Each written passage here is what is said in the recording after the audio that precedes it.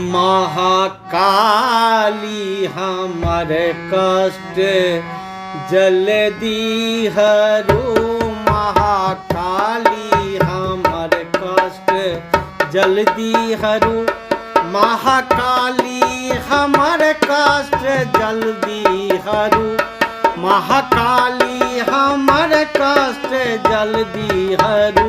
देवी दुर्गा हमर कष्ट जल्दी हरू। देवी दुर्गा हमर कष्ट जल्दी हरू। महाकाली हमर कष्ट जल्दी हरू।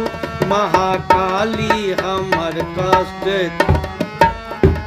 पाठ पूजा न जानी कोना से करूं।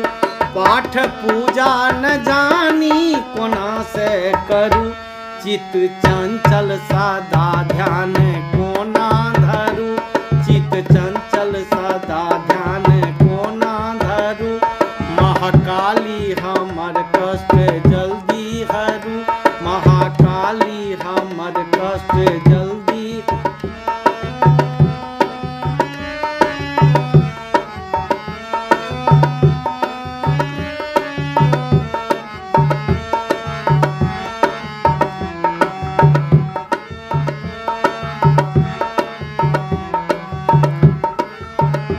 अम्बे अम्बे तहर दब जापब हम धरू।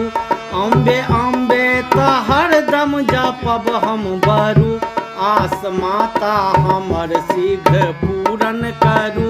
आस माता हमर शीघ्र पूरन करू। कहा काली हमर कष्ट जल्दी हरू। माता काली हमर कष्ट जल्दी हरू। काली देवी के सतत पाद पंकज धरू। काली देवी के सतत पाद पंकज धरू। जानी बच्चा अधम देखी जनिमा डरू। जानी बच्चा अधम देखी जनिमा डरू।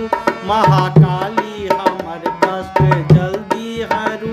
माता काली हमर कष्ट जल्दी हरू।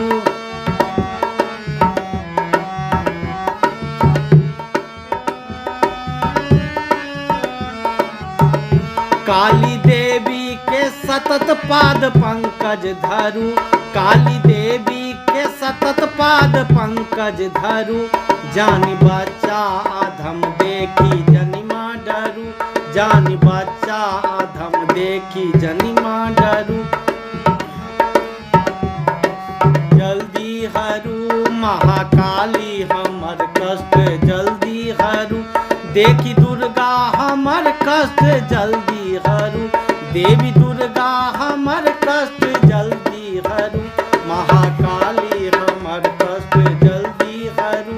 महाकाली हमर कष्ट जल्दी हरू। महाकाली हमर कष्ट जल्दी